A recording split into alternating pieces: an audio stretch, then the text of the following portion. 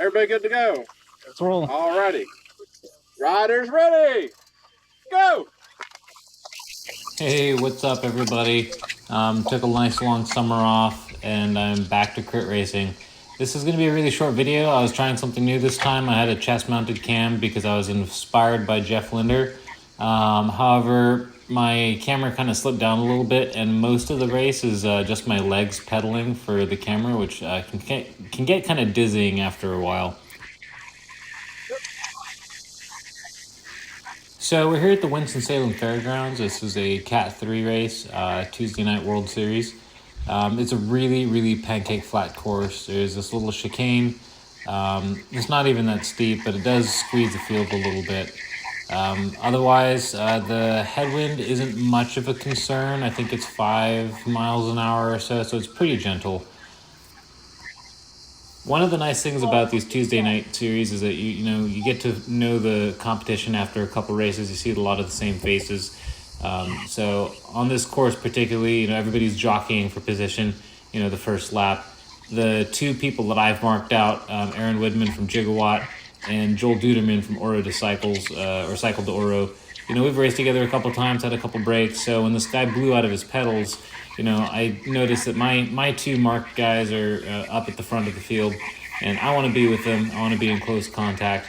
And right here, you'll see Aaron just going on an absolute flyer, and that's the move that I want to make. So I put in just a little dig. It wasn't extraordinary, but it was enough to get a little bit of separation right before this corner. And one of the important things about this course is that these corners, or well, not even corners, these wide sweeping curves on the top and the bottom of the little radar you'll see on the top right of my screen, those are just wide enough to pedal through for the most part. If you're going in at 30 miles an hour, you do have a high risk of clipping your pedals. So it does cause a lot of crashes, especially in the lower category races if you're not used to the course, if you've never been here before. People will try and pedal through when they're leaning the bike a little too far, and they'll skip out. But if you're taking wider lines, which was the theme for most of the course, you could pedal through just about all of them, maintain momentum.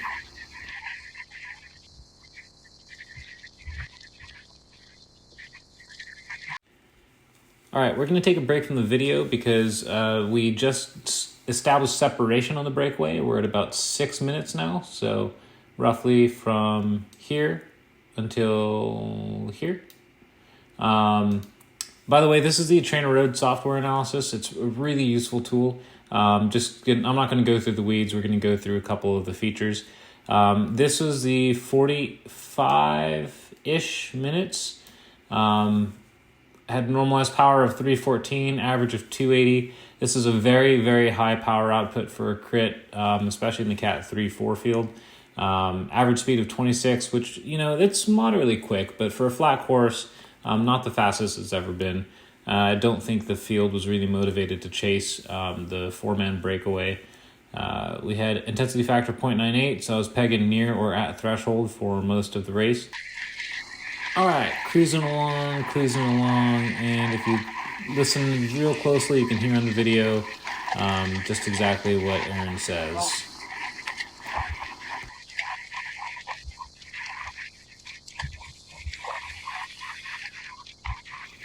So Aaron went flat. I offered him to take a wheel off my pit bike, but he's also racing in the 1-2-3s later, and I think it was just too much effort for what he's actually going for in the following race. He shimmied on out of this race at about 26 minutes.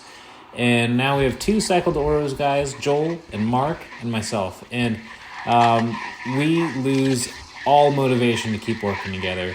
I don't want to pull these guys to the line.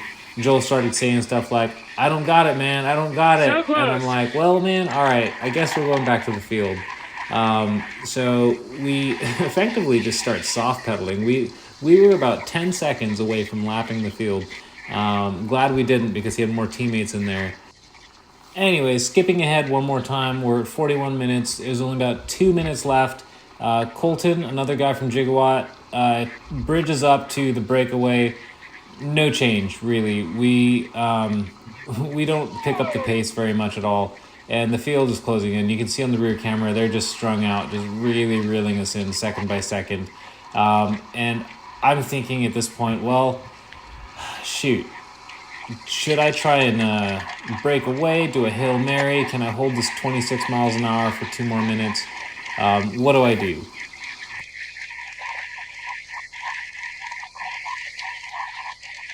I think I've got a little bit of gas left in the tank.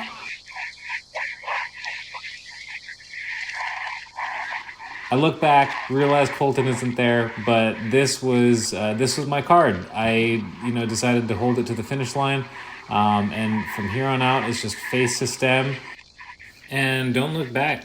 Looking at this footage a couple days later, it's kind of funny because I saw that the guy who was leading the field started looking around like, all right, who's gonna pull it back? Because I don't want to do it.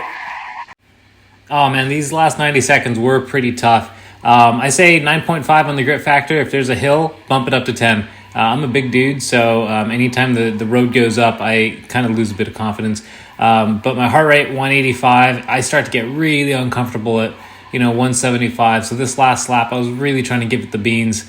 Just all energy forward, don't look back, and pray nobody's on my tail.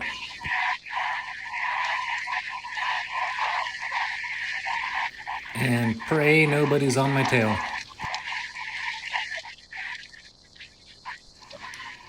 But my Hail Mary works, and I'm able to hold this gap all the way to the finish line.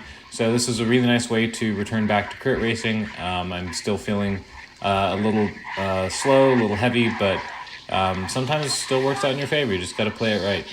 Thanks for watching.